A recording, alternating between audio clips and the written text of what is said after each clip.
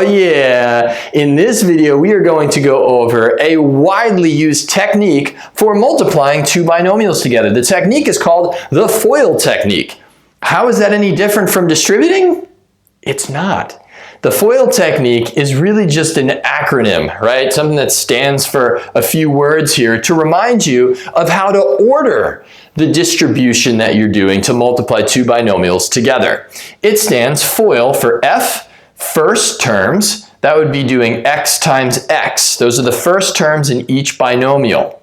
The outer two terms being multiplied, outer terms would be x and 3, the outer terms. The inner terms would be 5 times x, and then the last terms be the last term in each binomial. You are still going to get the same answer as if you distributed x plus 5 to each term here, which is another technique of how to distribute to solve these kinds of problems that I showed in a previous video. Foiling, though, peeps, is how it's done in the world of math. It really does speed up how to distribute this times that. Let's rock and roll. I'll show you how it works. So the first two terms would be x times x. Those are the first terms. So I get x times x, and I'll show that done out. So this is first, right here. And then we've got positive x times positive 3. Those are the outer terms. Outer terms in each binomial. So it's positive x times 3, or 3 times x. Those are the outer terms. There's O. Then we have the inner terms. So that would be 5 times x. They're both positive, so it ends up being plus 5 times x. And I'm showing this done out piece by piece. And then we have the last terms, 5 times a positive 3, both of which are positive, plus 5 times 3, and that would be the last terms. FOIL! So now all we have left to do is simplify. That's it. The FOIL just organizes how we distribute. Notice that every single piece in x plus 5 gets multiplied to each piece in x plus 3, completing a full distribution. X times x is x squared. 3x plus 5x ends up being 8x, right? This is 3x and 5x. And then we have plus 5 times 3, which is 15. There you have it. A very quick and awesome method. The end goal is that you're able to do this mentally. That's after a lot of practice with paper and pencil. So in this next one, I'm not going to show the FOIL each time, but I am going to say it out loud. So we'll practice 2 more here, and then I've got 3 more on the other side of this video just to lock it down. It's that important of an idea. You want to get it down and get it down well. Here we go. Foiling first. That would be x times x. Right, so I'll write that out as x times x. The outer would be x times minus 4, which would give you a negative 4x. So I'll simplify that one down. Inner, the inner two terms, 6 times x. That's a positive 6x. And then the last term, 6 times negative 4 is negative 24. Notice I'm not showing the multiplication, I'm doing that mentally. X squared is what this simplifies to. I get negative 4x plus 6x is positive 2x, just combining like terms. The minus 24 is not a like term, and there you have it, folks. We're done, and we know we're done because we have no more terms to simplify. Sweet. On to this next piece. We'll use FOIL yet again. We have a binomial times a binomial. So, first terms in each binomial, 2y times y. That's going to be 2y squared, 2y times y. Outer terms, 2y times 8. Well, that's going to be 16y. Now, if you'd rather write it out like this, that's fine, and we can do the simplification later. Eventually, I'll want you doing that mentally. Inner term, 7 times y. We can just write that as 7y. And the last terms, 7 times 8. So here, I'm not going to simplify it out till the next step. Here we go. 2y squared, we already have simplified. 2y times 8 is 16y. And then 7 times 8, 56. Sweet. All right, last but not least, let's combine the like terms. We have 2y squared, 16y and 7y is 23y. Plus the remaining unlike term, 56, that constant term. That's it, peeps. We'll flip to the other side of the video to go over 3 more practice problems employing the idea of foiling. First, outer, inner, last. It is a way to organize, and I think a much more efficient way to organize, how you distribute to multiply two binomials. See you on the flip side.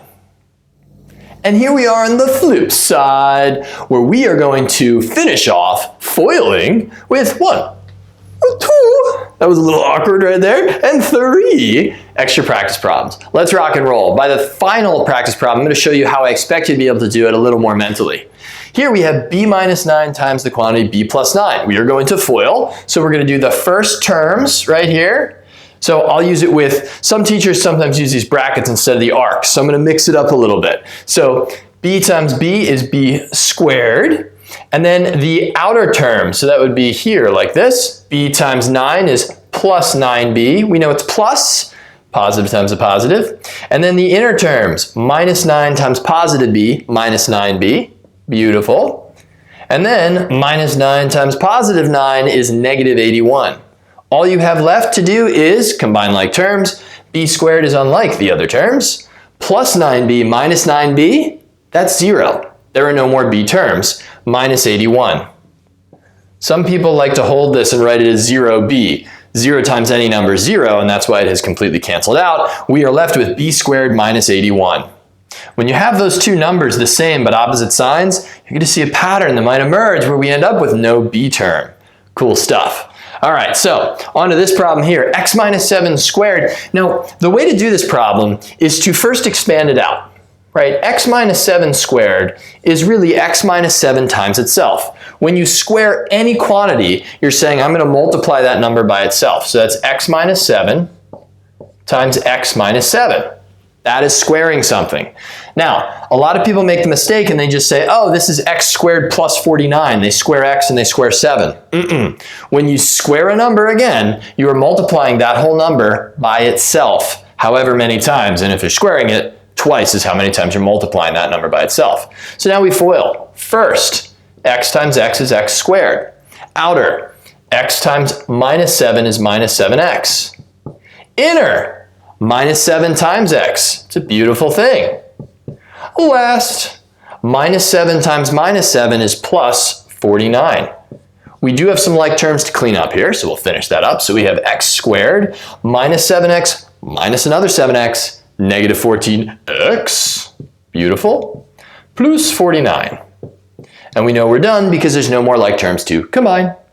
Final problem here. In this problem, as promised, I'm going to do a little bit more along the lines of mental math, right, of how I would do this one out. So this goal that I have for you is eventually to be able to do a little bit less. But again, do a little bit less in your head, rather do more in your head, a little bit less on paper. That only comes once you're really, really good at doing everything out piece by piece. Practice everything out thoroughly first before we get to this. Okay, so 3p times 7p is 21p to the second. Then I've got, now hold this in your head, this is a little tougher. 3p times minus 6 is minus 18p. Negative 2 and 7p is negative 14p. So I have minus 18p and negative 14p is negative 32p. And finally, I've got negative 2 times negative 6, which is plus 12. So that's the eventual goal, is that you're able to do it all out mentally. I'm not advocating for you to do it that way until you are so rad doing it out with pencil and paper first, all right? So just to be very clear there, when you do the outer and the inner, write them out piece by piece. And so in my head, I did, let's see, outer was 3p times negative 6. Inner was negative 14p, negative 2 times 7. I did that mentally. You don't have to do that until you're rad at it. That's it, peeps. Time to FOIL. First, outer, inner, last. It's an organizational technique of how to distribute, to multiply two binomials together. A skill that's going to become a big part of your math toolbox.